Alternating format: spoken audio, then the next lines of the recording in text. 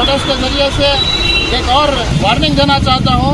अगर इन चीज़ों को, ये जो नफरत की सियासत कर रहे हैं सेकुलर पार्टियों में रह के, इन चीज़ों को अगर रोक नहीं लगाए, आने वाले म्यूनसिपालिटी इलेक्शन हो या फिर टीपी जेडपी इलेक्शन हो, उसमें मुंह तोड़ जवाब देने के लिए एसडीपीआई हमेशा आगे रहेंगे इंशाल्लाह। एसडीपीआई जिंदाबाद, जिंदाबाद जिंदाबाद, एसडीपीआई जिंदाबाद। आवाज दो, आवाज दो,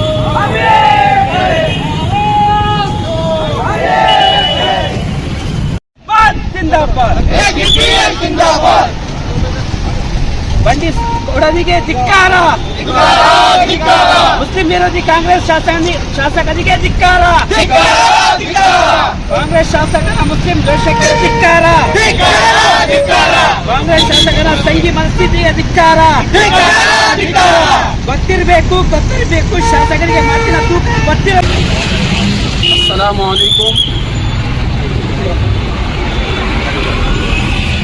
कांग्रेस पार्टी के एक एमएलए जो श्रीरंगापट्टन से ताल्लुक़ रखते हैं, जिनका नाम रमेश बंडी सिद्धेगौड़ा है,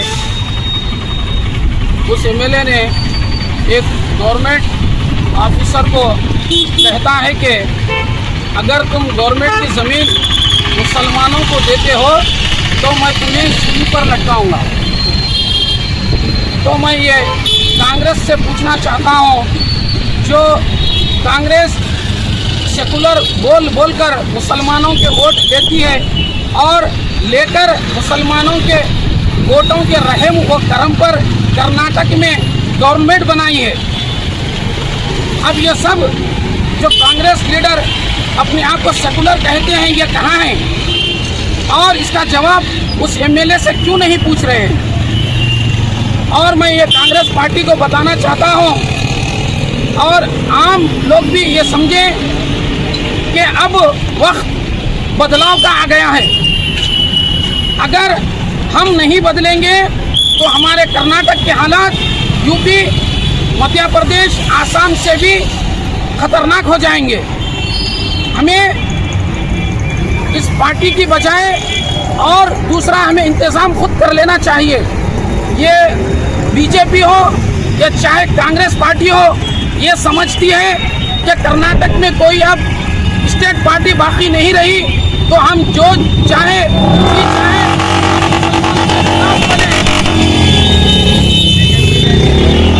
किसी भी कौम के खिलाफ बोले तो ये खामोश रहेंगे। तो मैं इनको वार्न करना चाहता हूँ कि तुम जो भी करना चाहते हो करो, इस बात को याद रखो कि तुम्हारा मुंह तोड़ जवाब देने के लिए हमेशा social democratic party of India यानी कि एसडीपीआई आपके लिए मैदान में तैयार रहेगी। इस बात को याद रखना। ये बात कहकर मैं अपनी बात को ख़त्म करता हूँ। मैं मोहम्मद आसिमुद्दीन अख्तर, अमीर मुकामी जमात इस्लामी। ये जो हमारे श्रीरंगापट्टनम के एमएलए साहब ने जो हरकत की है, जिस तरह का स्टेटमेंट हमारे सामने आ रहा है, इसकी भरपूर मजम्मत करता हूँ और कांग्रेस के जो लीडरशिप है उनसे इस बात का तकाज़ा करता हूँ कि वो इसका नोटिस लें और फौरी एक्शन लें। ये मुनासिब बात नहीं है। आप एक माइनॉरिटी को टारगेट कर रहे हैं और गैर जिम्मेदाराना बात कह रहे हैं, ये मुनासिब बात नहीं है। तो हम इसकी जोर मुखालिफत करते हैं और गुजारिश करते हैं कि जो लीडरशिप है कांग्रेस की, इसको फौरी जो है एक्शन ले इस पर और उनको डिसमिस करें, जो करना है करें। जज़ाकल्लाह, थैंक यू। जानते हैं 2 दिन पहले कांग्रेस के एक अपने आप को सेकुलर कहने वाले एमएलए रमेश बंडी सिद्धेगौड़ा ने वहाँ के तहसीलदार को एक वार्निंग दी, अगर ये गवर्नमेंट की जगह मुसलमानों को करे तो उसको फांसी लटका दूँ। मैं पूछना चाहता हूँ इन सेकुलर कांग्रेस के लीडरों से, जब आपके नेशनल प्रेसिडेंट, आपके नेशनल लीडर कहे हैं कि कांग्रेस के अंदर आरएसएस की सोच रखने वाले मौजूद है, उसके बावजूद भी इन लोगों को आप खुली छूट दे रहे हैं। उसके बावजूद भी आज ओपन ये लोग वीडियोस में क्लियर नज़र आ रहा है कि इस तरीके के जो मुसलमानों के खिलाफ नफरत अंदाज स्टेटमेंट दे रहे हैं, उसके ऊपर क्यों एक्शन नहीं लिया?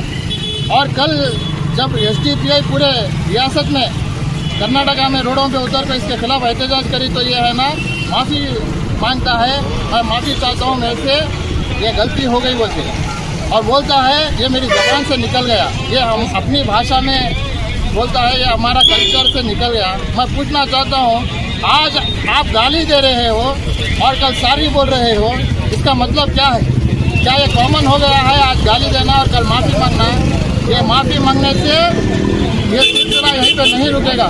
हम कहना चाहते हैं आगे सिद्धरामैया जी से, अगर आपकी पार्टी सेक्युलर है तो इनको फौरी तौर पे इनका डिसमिस करना चाहिए और असेंबली में इसकी कोई जगह नहीं रहना चाहिए, क्योंकि ऐसी जहन रखने वाले जो मुसलमानों के वोट तो लेते हैं सेक्युलरिज्म के नाम पे, लेकिन अपना जो RSS का एजेंडा है वो आगे पावर में आने के बाद करते हैं।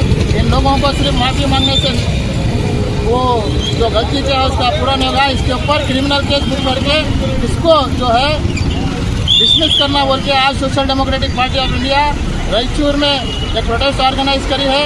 मैं इस प्रोटेस्ट के ज़रिए से एक और वार्निंग देना चाहता हूँ, अगर इन चीज़ों को ये जो नफरत की सियासत कर रहे हैं सेकुलर पार्टियों में लेके, इन चीज़ों को अगर रोक नहीं लगाए, आने वाले म्यूनसिपालिटी इलेक्शन हो या फिर TP-ZP इलेक्शन हो, उसमें मुंह तोड़ जवाब देने के लिए SDPI हमेशा आगे रहेंगे इंशाल्लाह। मुझे बात करने का मौका दिया, शुक्रिया अदा।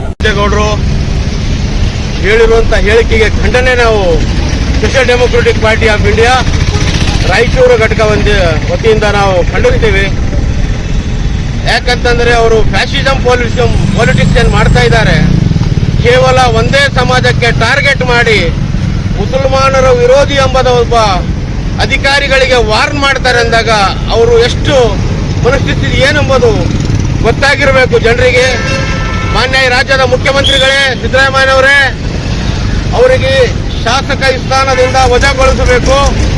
ಅವರ ಹೇಳಿಕೆಗಾಗಿ SDPI ಖಂಡಿಸಿದ್ದೆ. ಮಾನ್ಯ ಸ್ಪೀಕರ್ ಸಾಹೇಬ್ರೆ, UT ಖಾದರ್ ಸಾಹೇಬ್ರೆ ಕೂಡ ನಾವು ಮನವಿ ಮಾಡ್ತೀವಿ, ಅವರಿಗೆ ಶಾಸಕ ಸ್ಥಾನದಿಂದ ಮತ್ತು ತಮ್ಮ ಪಕ್ಷದ ಶಿಸ್ತು ವತಿಯಿಂದ ತಾವು ವಜಾಗೊಳಿಸಬೇಕು. ಯಾಕಂತಂದರೆ ತಮ್ಮ ಮಹಾನ್ ನಾಯಕರಾದಂಥ ಸನ್ಮಾನ್ಯ ಶ್ರೀ ರಾಹುಲ್ ಗಾಂಧೀಜಿಯವರು ಕಳೆದ 6 ತಿಂಗಳ ಹಿಂದೆ ಒಂದು ಮಾತು ಹೇಳಿದರು, ನಮ್ಮ ಶಾಸಕರ ಕೊಳ್ಳಲ್ಲಿ ಇರುವಂಥ ಬಟ್ಟೆ ನನ್ನದು, ಚೈನು ಫ್ಯಾಸಿಸಂ ಮತ್ತು BJP ಅವರದು ಅಂತೇಳಿ ಹೇಳಿದರು. ಅದು ಸಾಬೀತು ಆಗಿದೆ. ಮಾನ್ಯ ರಾಹುಲ್ ಗಾಂಧಿ ಅವರೇ, ತಾವು ರಾಷ್ಟ್ರೀಯ ನಾಯಕರು ಮತ್ತು ರಾಜ್ಯ ನಾಯಕರು ಸನ್ಮಾನ್ಯ DK ಶಿವಕುಮಾರ್ ಸಾಹೇಬ್ರೆ, ತಾವು ಇದಕ್ಕೆ ಗಮನ ಹರಿಸಬೇಕು. ಯಾಕಂತಂದ್ರೆ ಈ 92% ಮುಸಲ್ಮಾನರು ನಿಮ್ಮನ್ನ ಆಯ್ಕೆ ಮಾಡಿ ಆ ಸ್ಥಾನವನ್ನು ಕೊಟ್ಟಿದ್ದೀವಿ. 140 ಸೀಟಿಗೆ ಕಾರಣಭೂತರಾದಂತ ಈ ರಾಜ್ಯದ 1,20,00,000 ಜನಸಂಖ್ಯೆ ಕಾರಣಭೂತರು. ಅಂಥವ್ರನ್ನ ಸಾಹೇಬ್ರನ್ನ ಕೊಟ್ಟರೆ ನೇಣಿಗಾಗ್ತೀನಿ. ಒಬ್ಬ ಶಾಸಕ ನಿಮ್ಮ ಪಕ್ಷದಲ್ಲಿ ಇರುವಂತವರು, ಅವರಿಗೆ ತಾವು ವಜಾಗೊಳಿಸ್ಬೇಕಂತೇಳಿ ತಮ್ಮಲ್ಲಿ ನಾವು ಮನವಿ ಮಾಡ್ಕೊಂತೀವಿ. ಪಕ್ಷದಿಂದ ಉಚ್ಚಾಟಿಸಬೇಕು ಅವರಿಗೆ. ಯಾಕಂದ್ರೆ ನಿಮ್ಮ ಶಿಸ್ತು ಸೆಕ್ಯುಲರಿಸಮ್ ಅಂತೇಳಿ ತಾವೇನು ಹೇಳ್ತಾ ಇದ್ದೀರಿ, ಆ ಸೆಕ್ಯುಲರಿಸಮ್ ಎಲ್ಲಿದೆ ಅಂತೇಳಿ ತಾವು ಅದಕ್ಕೆ ಪರಿಶೀಲಿಸಬೇಕು. ಅದ್ರ ಸಂಬಂಧ ಆ ಶಾಸಕನಿಗೆ ಆ ಮತವನ್ನು ಪಡ್ಕೊಂಡಿರ್ತಕ್ಕಂಥ ಅಲ್ಪಸಂಖ್ಯಾತರು ಶ್ರೀರಂಗಪಟ್ಟಣದಲ್ಲಿ ಅಲ್ಪಸಂಖ್ಯಾತರು ಮತವನ್ನು ಏನು ಕೊಟ್ಟಿದ್ದಾರೆ, ಆ ಮತಂದು ಅವರು ಉತ್ತರ ಹೇಳಬೇಕು. ಅವರಿಗೆ ಆ ಮನಸ್ಥಿತಿ ಇದ್ದಾಗ ಫ್ಯಾಸಿಸಂ ಮತ್ತು ಮನುವಾದಿ, ಅವ್ರು ಕೋಮವಾದಿ, ಅವ್ರಿಗೆ ಇರುವಂತವ್ರಿಗೆ ನಿಮ್ಮ ಪಕ್ಷದಲ್ಲಿ ಯಾವ ಸ್ಥಾನ ನೀವು ಕೊಡ್ತೀರಂಬುದು ನಮ್ಮನ್ನ ನಾವು ಹೇಳ್ಬೇಕಂತೇಳಿ ನಾವು ಹೇಳಕ್ ಇಷ್ಟಪಡ್ತೀನಿ. ನಾನು Akbar Hussain Nagondi, social democratic party of ಇಂಡಿಯಾದ ರಾಜ್ಯ ಸಮಿತಿ ಸದಸ್ಯ.